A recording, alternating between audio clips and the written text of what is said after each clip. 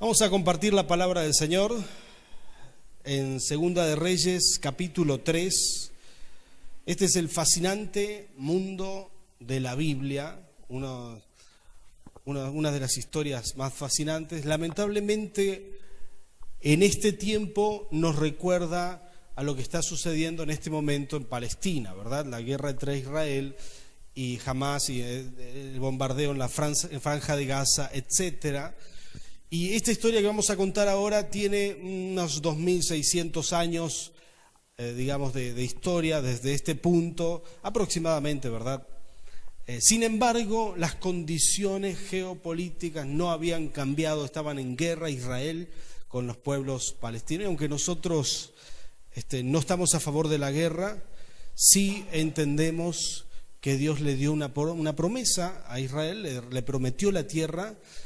Algunos científicos estuvieron diciendo esta semana, ustedes pueden buscar esto por internet, en Google, cómo es que el bombardeo de Hamás, es decir, los proyectiles que Hamás lanzó sobre Israel, no tuvieron efecto. Pasaron cosas insólitas. Por ejemplo, salieron y caían, y una vez que el proyectil pierde su combustible, no vuelve a elevarse. Sin embargo, volvían a elevarse y a salir, y caían en el desierto, en lugares donde no dañaban a nadie. Y de alguna manera yo veo la protección de Dios sobre Israel, y también sigo viendo los errores de Israel de hacer las cosas a su manera hasta el día de hoy y no buscar al Rey de Reyes y al Señor Jesucristo, ¿verdad? Sin embargo, aunque no tomamos una posición política en este asunto, sí tomamos una posición espiritual. Nadie puede pelear contra Dios y contra las cosas que Él promete. Amén. Si Dios te dijo que algo va a ser tuyo, algo va a ser tuyo. Y nada va a cambiar eso. Y eso es lo que está sucediendo por ahí un poco en esa guerra. Pero hace 2600 años atrás, aproximadamente, después de la división del reino, es decir, que en un momento el pueblo de Dios, el pueblo de Israel, se divide y tiene dos nombres: el pueblo de Israel, el reino de Israel, y el reino de Judá. Y había dos reyes, era el mismo pueblo, pero por causa de sus peleas habían terminado dividiéndose. Por causa de la idolatría, el reino de Israel había sido idólatra, y en ese momento el reino de Judá se mantenía fiel al Señor. Entonces, en ese contexto sucede la historia que vamos a leer ahora. Es decir, ellos eran amigos, se juntaban, y un día se juntaron para ir a combatir a los moabitas, que eran habitantes ahí cercanos, y digamos que estaban en guerra, y los dos reyes del pueblo de Dios se juntaron para ir a atacar, pero también se juntaron con el pueblo de Edom, quienes no creían en Dios. ¿Cuántos de ustedes saben que la palabra dice: no unáis en yugo desigual? ¿Verdad? No hay que hacer sociedades que no te convengan, que no tengan la misma base, la misma plataforma de creencias. Sin embargo, Israel, Judá, se juntaron con Edom y fueron a atacar a los moabitas. Y en ese contexto está la historia que queremos compartir hoy para todos ustedes, también para la ciudad, para aquellos que nos miran por internet, en nuestra página de YouTube y también a través del canal 3. Esta es la palabra del Señor, porque estamos llamados a retener todas las bendiciones que Dios nos ha dado. ¿Cuánto dicen amén a esto? Dice así la palabra del Señor, versículo 9: fue así como los reyes de Israel, Judá y Edom se pusieron en marcha. Durante 7 días anduvieron por el desierto, hasta que el ejército y los animales se quedaron sin agua. Diga conmigo: sin agua. Este es uno de los errores más graves que un ejército puede cometer en esa época. Era vital el agua, no la podían trasladar en camiones, etcétera. Es decir, que el ejército tenía que calcular dónde estaban los pozos, y habían hecho un mal cálculo. Todo el ejército se había quedado sin agua. Y preste atención a esto. Dice: ¡ay!, exclamó el rey de Israel. Ahora, quiero decirte esto: el rey de Israel no era el rey que realmente amaba a Dios, sino el que se había desviado tras la adoración a los Baales, se había desviado a través digamos, de la adoración a otros dioses, de todo lo que es la idolatría. Era el rey, de los tres reyes, era el que se había rebelado en contra de Dios. Pero presten atención a esta exclamación, dice, exclamó el rey de Israel, el Señor ha reunido a 3 reyes para entregarlos en manos de los moabitas. Posiblemente el rey de Israel era el que menos sabía de Dios, pero es el que interpreta o el que quiere interpretar a Dios. Le dice a los demás, esto lo hace el Señor, nos ha entregado. ¿Te pasó alguna vez tener algún compañero de trabajo, de esas personas que no muestran una vida espiritual, ¿sí? Pero cuando le sucede algo malo, se lo adjudica a Dios? ¿Por qué Dios permitió esto? ¿Por qué Dios dijo esto?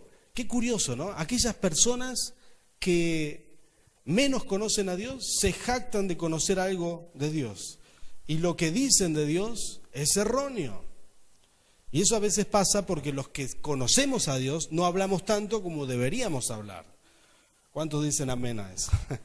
Y es interesante que el rey de Israel da su interpretación. Acá el Señor nos entregó para que nos muramos en el desierto. Una lectura errónea, porque era pura negligencia de ellos el haber avanzado sin calcular el agua para el ejército. Era pura negligencia. Negligencia es justamente no hacer lo que tienen que hacer, no haber sido prudente, no haber calculado. Eran personas que cometieron un error, pero se lo adjudicaban a Dios. ¿Cuánta gente conocen así? Si vos cometés errores, lo mínimo que tenés que hacer es asumir tus consecuencias, pedirle la ayuda a Dios, pero no reclamarle a Dios. Ahora fíjense que hay gente que se endeuda, que hace, mal uso de su billetera, mal uso de su vida matrimonial, y cuando las cosas están re mal, dice, ay, ¿por qué Dios permitió esto? ¿Conocen a alguien así? Hace desastres con su vida, y cuando hizo todo mal, recién ahí dice, ¿por qué Dios permitió esto? Así estaba el rey de Israel. Habían calculado muy mal, pura negligencia de ellos, y cuando se quedaron sin agua, lo que le viene a exclamación es, ¿por qué Dios nos entregó acá? El Señor nos ha entregado a 3 reyes para que muramos en el desierto. Una interpretación errónea. Pero había otra persona que sí conocía a Dios. Diga conmigo, ese soy yo. Y cuando vos conocés a Dios, por más que haya voces que te digan lo contrario, vos sabés que Dios siempre busca lo bueno para vos. Amén. Entonces había ahí una persona que era el otro rey, el rey de Judá. Una persona que sí amaba a Dios, se llamaba Josafat. Dice versículo 11, pero Josafat preguntó, ¿acaso no hay aquí un profeta del Señor para que consultemos al Señor por medio de él?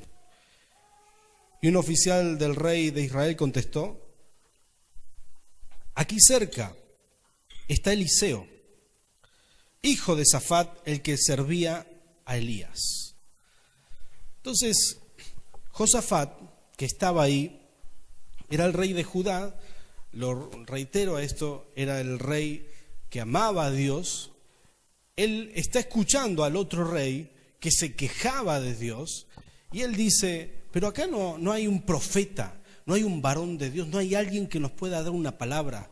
Cuando vos tenés algún problema en tu vida, es importante que busques a la gente correcta, que busques gente que conoce a Dios. El rey Josafat sabía que para salir de esta situación tenían que buscar a un verdadero siervo de Dios.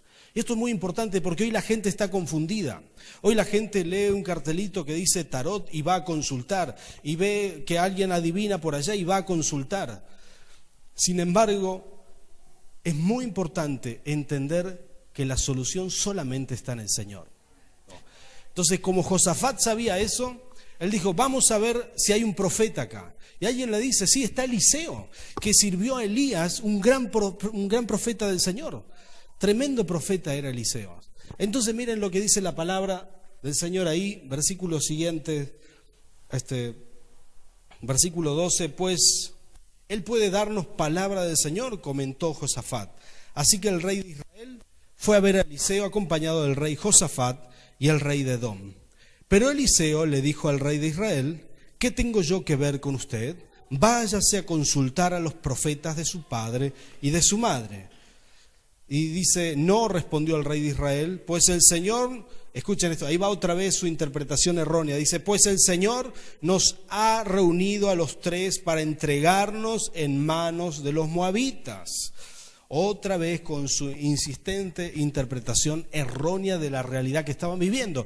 Ahora quiero decirte esto: el profeta Eliseo los ve venir, y ahí estaba esa persona, el rey de Israel, que siempre había consultado a sus brujos, había consultado a, digamos, sus curanderos, a los profetas de Baal, eran gente que adoraba a otros dioses. Entonces, ahí venía el rey de Israel a consultar ahora al profeta, y el profeta lo rechaza. Porque esto sucede con aquellas personas que no se arrepienten de haber buscado en otros dioses. Pero si vos te arrepentís, Dios no te desecha. Pero él vino con una soberbia.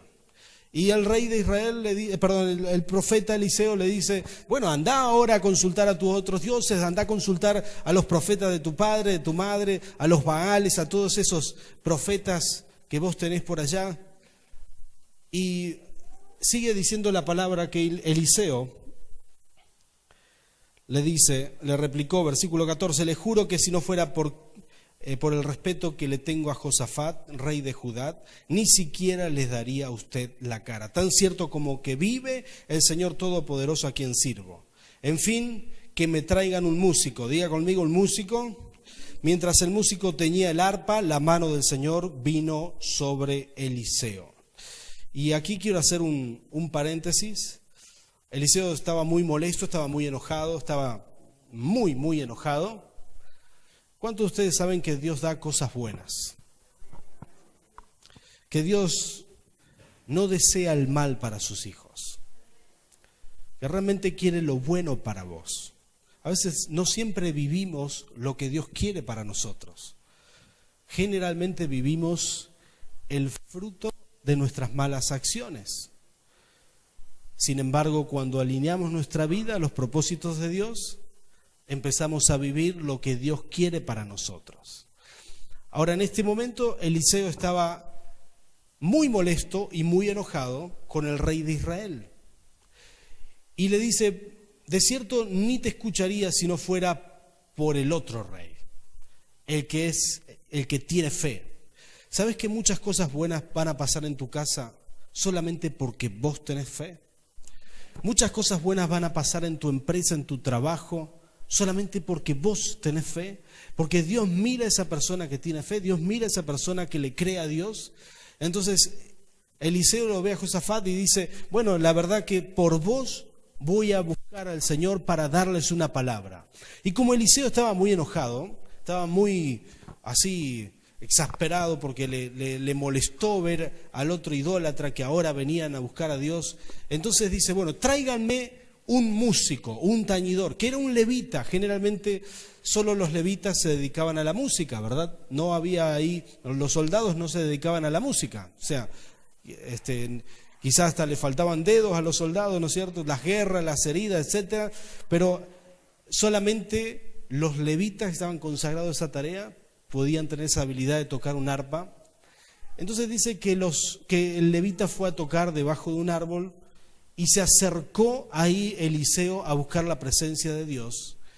Y ahora yo voy a leerte aquí el texto como dice, versículo 14. Versículo 15 está bien. En fin, que me traigan un músico. Mientras el músico tañía el arpa, ustedes imagínense esa escena. El adorador estaba buscando la presencia de Dios, tocando el arpa. Dice: la mano del Señor, diga conmigo, la mano del Señor vino sobre Eliseo. Ahora, preste atención a esto. En hebreo dice literalmente la Shekinah, la gloria de Dios, la presencia de Dios descendió en ese lugar, a pesar del mal humor que tenía Eliseo, a pesar de la crisis que estaba pasando. Sin embargo, la presencia de Dios vino sobre Eliseo, porque había alguien que estaba adorando en ese lugar. Creo que nosotros tenemos que entender Y esto me gusta explicarlo para todas las personas que vienen quizás nuevas a la iglesia, aquellas personas que se acercan a Dios en este tiempo. ¿Por qué para nosotros es tan importante la adoración? En todos nuestros cultos, nuestras reuniones, a las reuniones les llamamos cultos porque no son reuniones de encuentro entre amigos, sino que son reuniones de culto al Señor. Le ofrecemos culto al Señor. Y alabamos no para sentirnos bien con la música, sino porque creemos que Él habita en la alabanza de su pueblo. Entonces, cuando vos le adorás al Señor, esto es lo que sucede, lo que estaba viviendo Eliseo. La presencia de Dios desciende, la Shekinah, la gloria de Dios desciende. Y cuando vos estás, miren, recién estábamos acá en esta última adoración y la presencia de Dios se sentía fuerte en este lugar. Y esto es lo que sucede cuando adorás. Esta es tu arma poderosa. Decirle al que tenés al lado, te están hablando a vos. Cuando vos comenzás el día, ¿sabés lo que yo hago? Comienzo el día adorando al Señor. Pongo música de adoración. Busco aquellos CDs cristianos que realmente atraen la presencia de Dios. Bueno, hay mucha música cristiana o que se dice cristiana, pero no toda atrae la presencia de Dios. Y cuando uno ora empieza a sentir la presencia de Dios, con algunas sí, con otras no. Por eso es importante elegir bien la adoración y poner esa adoración en tu casa, en esos momentos que estás a solas. Yo encuentro un momento a solas solamente a las 6 de la mañana, porque somos muchos en casa, entonces ahí los madrugo a todo y ahí sí me encuentro a solas con el Señor. Pero en ese momento, esa hora que tengo para estar con el Señor, pongo adoración y busco la presencia de Dios. Y muchas veces siento como la Shekinah, la gloria de Dios desciende. Y esto es un regalo de Dios. En el Antiguo Testamento solo los profetas y algunos reyes eran ungidos para percibir el Espíritu Santo, pero en el Nuevo Testamento, después de que Cristo murió, resucitó y envió el Espíritu Santo sobre toda carne, eso significa que todos los que estamos aquí, en adoración, podemos encontrar la presencia de Dios. Es un regalo de Dios. Puedes encontrarte con Él. Y en ese momento, Eliseo recibe una palabra poderosa en la presencia de Dios. Una palabra muy poderosa. Miren cómo sigue esta historia. Dice, y este dijo, así dice el Señor, abran zanjas por todo este valle. Digan conmigo, abran zanjas. Esto es como una especie de acequia, ¿verdad? Bien grande. Abran zanjas en todo este valle. Ustedes imagínense un desierto, todo el ejército sediento, transpirado, muertos de sed, los caballos sudando, ya no daban más. Y el profeta les da una palabra. Le está diciendo que gasten sus últimas fuerzas en abrir zanjas, no en tratar de salir del desierto hasta encontrar agua. Presten atención a esto, sino en abrir zanjas. Dice, pues aunque no vean viento ni lluvia, dice el Señor, este valle se llenará de agua, de modo que podrán beber ustedes y todos sus animales. El profeta le está dando una palabra, de esas palabras que te confrontan, ¿sí? Esas palabras que te llevan a experimentar al Señor, digamos. Esas palabras confrontativas donde vos tenés que jugarte el todo por el todo. O le crees a Dios y haces lo que Dios dice, o te vas de ahí tratando de sobrevivir por tus propios medios. Pero Él les dice, hagan zanjas, y los reyes pusieron a todo el ejército a hacer zanjas ahí en el medio del desierto. Y la palabra era que aunque no vean viento ni lluvia, eso se iba a llenar de agua. En el medio del desierto. Yo quiero que vos entiendas el nivel de locura que es esto. O sea, la probabilidad es cero. No era posible que esto sucediera. Humanamente era imposible. Muchas veces Dios te confronta. Muchas veces Dios te pone en situaciones desesperantes para que lo busques a Él y para que te encuentres con Él. ¿Sabes qué? Los cristianos hacemos muchas cosas locas, ¿sí? Vivimos con el 90% de nuestro sueldo porque diezmamos. Sin embargo, vivimos mejor que aquellos que viven con el 100%. Hacemos cosas que no tienen lógica, ¿verdad? Es decir, Muchos hijos de Dios cierran sus negocios temprano para venir a la iglesia, o los días domingos no trabajan, o hacen cosas que nadie haría, va en contra de la lógica, sin embargo son bendecidos y prosperados. Y esta es la lógica del reino: créele a Dios y Él se va a ocupar de vos. En ese momento todo el ejército se puso a cavar, y miren, yo voy a ir directamente a los pasajes que me interesan. Dice versículo 20, por ejemplo.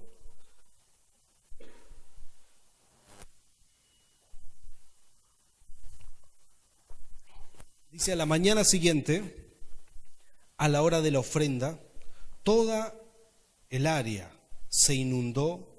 Diga conmigo: se inundó. Gloria a Dios, con el agua que venía de la región de Edom. Es decir, que cuando menos ellos se esperaban, se despertaron a la mañana después de haber cavado los pozos, sufrieron la sed toda la noche y ya no tenían más fuerzas, y por la mañana temprano empezó a venir agua de la Edom. Quiere decir habitante de la montaña, venían de la zona de la montaña venía el agua que fue deslizándose y llenó todos esos pozos que habían hecho. Todos esos pozos los llenó con agua, y todos pudieron beber agua, sus animales y todos, y así cobraron fuerzas y así recuperaron el aliento porque le habían creído a Dios. Y esto me parece impactante. Como si fuera poco, dice que el versículo 23 directamente dice que el enemigo los vio, ¿sí? El enemigo vio que por la mañana vio el brillo del agua y pensó que era sangre, y pensó que se habían matado entre ellos. Y dice, versículo 23, sangre de batalla, exclamaron. Estos reyes deben de haber peleado y se han matado unos a otros. Vamos, Moab, al saqueo. Cuando los moabitas llegaron al campamento de Israel, los israelitas les hicieron frente y los derrotaron. Aquellos se dieron a la fuga, pero los israelitas los persiguieron, diga conmigo, los aniquilaron. No quedó nada de ellos, ¿sí? Este es el respaldo de Dios sobre su pueblo, sobre Israel, que me parece un respaldo poderoso, tremendo. Pero yo quiero volver a dos cosas. Número uno es la palabra de Eliseo, que le dice, y esto son de las cosas más profundas que Dios me habló para nuestra iglesia, para nuestra ciudad, para la gente que busca de Dios y tiene fe. Dios le da una palabra. Muchas veces uno va a buscar ayuda al Señor cuando ya no da más, ¿verdad? Cuando ya no da más en alguna situación, ¿sí? Crisis internas, crisis externas, cualquier tipo de crisis, uno generalmente llega al Señor, así como llegaron estos reyes, llegaron muertos de sed, se le moría todo el ejército, y solamente necesitaban una ayuda, que puedan beber agua, recuperarse. La palabra de Eliseo fue que caben pozos porque iba a venir agua y se iban a llenar los pozos. Pero yo no leí toda la palabra. Versículo 18 también vamos a leerlo. Esto también le dijo Eliseo. Esto es poca cosa, diga conmigo, poca cosa para el Señor, porque además entregará a Moab en manos de ustedes. Y es lo que acabamos de leer. El profeta Eliseo les profetiza que iban a aniquilar a todos los moabitas. Entonces yo quiero que prestes atención a esto. El pueblo de Dios vino ahí desesperado a Eliseo. Quería una solución, quería beber agua, quería no morirse en el desierto. Pero Dios le dice, esto es poca cosa, diga conmigo, poca cosa. Para Dios, sacarte del problema es poca cosa. Él no solamente te saca de un problema, sino que te lleva al nivel de victoria que vos ni te imaginás. Cuando el pueblo, ¿sabes? El ejército estaba pensando, al menos no queremos morir en el desierto, queremos tomar agua y volver a casa, queremos hacer algo para salvar la vida. El ejército estaba pensando en salvar su vida. Dios le dice, esto es poca cosa. Yo puedo hacer esto y puedo darles la victoria. Aunque estaban cansados, aunque estaban sin fuerza, aunque no tenían agua, Porque Dios tiene una forma de operar que es única y es el sello de Dios en todos lados. Dice que Él cambia nuestras tristezas en danza. Él cuando estábamos muertos en nuestros delitos y pecados, Él no solamente nos dio vida, sino nos dio vida abundante, vida eterna. Él no te da solamente un parche, Él te da una solución definitiva. Ese es el modo de operar de Dios. Él tiene una forma de operar que es única. Él te da solución eterna. Mira, me encanta ver cuando viene la gente a la iglesia, viene por primera vez y hay personas que vienen con problemas muy serios, ¿sí? Hay personas que vienen aquí a punto del divorcio y al menos quisieran no pelearse tanto. Y después de unos meses no solamente están bien como matrimonio, sino que están ayudando a otros. Díganme si esto no es el poder de Dios. Para estar bien solamente uno puede ir al psicólogo y en algunos casos te ayuda, pero en muchos no. Pero la forma de operar de Dios, veo gente que viene y dice: pastor, necesito oración por mi hijo, que se droga. Y su hijo con el tiempo no solo deja de drogarse, sino que empieza a predicar el evangelio. No es solo lo que la madre buscaba, sino es la victoria que había dejado de soñar. Ese es el poder de Dios. Alguien que diga amén, aleluya. El poder, esta es la forma de operar del Señor. Dios no tiene otra forma de operar. Es como cuando convirtió el agua en vino.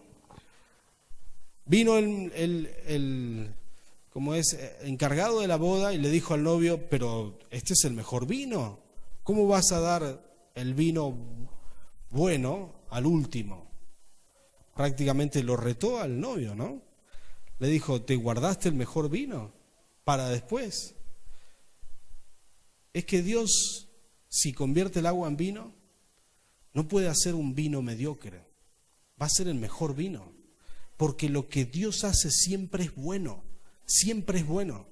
No va a ser algo mediocre. Dios no está en su esencia hacer algo a medias. Cuando Dios pone su mano en tu vida, te va a sacar de tristeza a danza. No va a hacer que dejes de llorar solamente. Él va a hacer que empieces a danzar, que cambies todo lo que está a tu alrededor. ¿Cuántos dicen amén a esto? Yo quiero que pienses esta palabra para vos o quizás para alguno de tus seres queridos que están pasando una necesidad. La otra cosa en la que Dios me habló y que es importante de que vos lo tomes, yo creo que si el ejército no hubiera hecho esos pozos para poder capturar el agua, para poder, tomar esa agua, si no hubiera hecho esos pozos, jamás hubiera podido capitalizar la bendición de Dios. ¿Sabés que Dios bendice para todos lados, a todo el mundo? Hay bendición de Dios por todos lados, pero el problema es que no todos la pueden tomar, no todos la pueden retener. Nuestro problema es retener la bendición de Dios con nosotros, es poder atrapar esa bendición. ¿Sabés que Dios derrama su bendición por todos lados? Siempre Dios derrama bendición. Por todos lados Él lo hace, a todo el mundo. Dice que Él hace salir el sol sobre justos e injustos. A todos Dios bendice. ¿Sí? Es decir que, quiero que pienses en esto, la bendición de Dios es tan poderosa, digamos que Él no se limita en darte, porque a Él le sobra bendición. El problema es cuánto nosotros podemos retener de eso.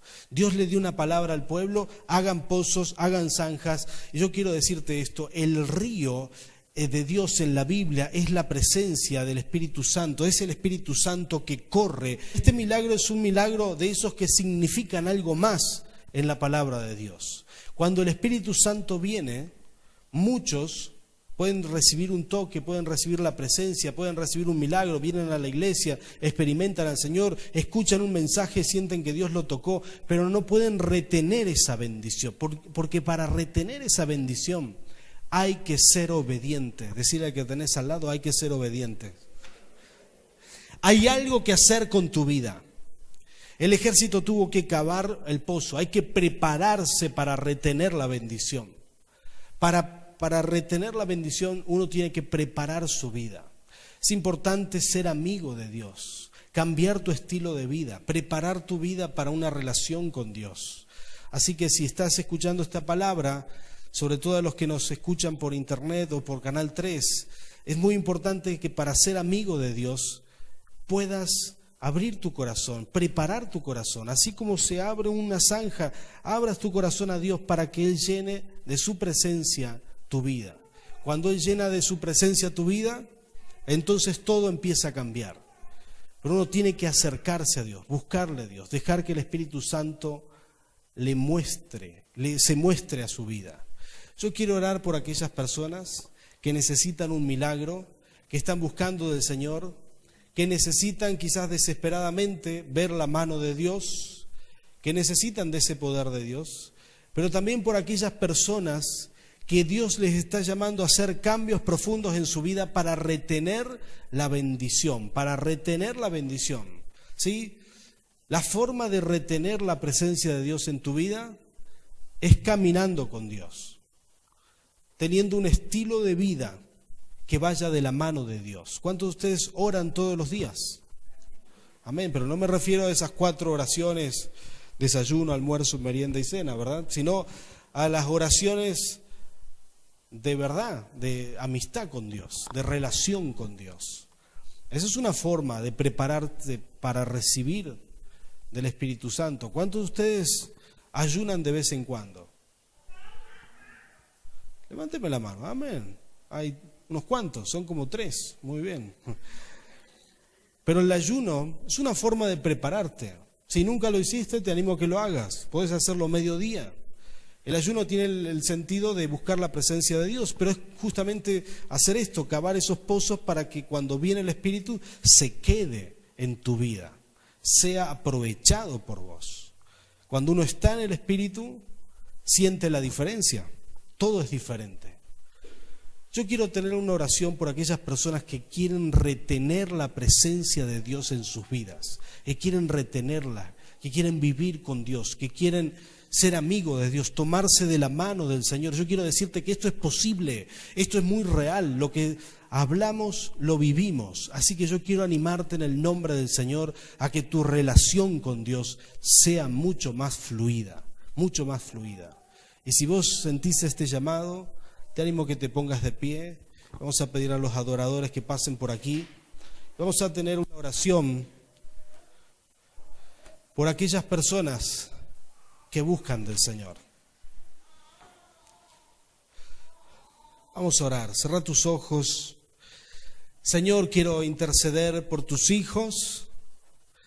Señor, por los que están aquí escuchando esta palabra, por los que van a escucharla.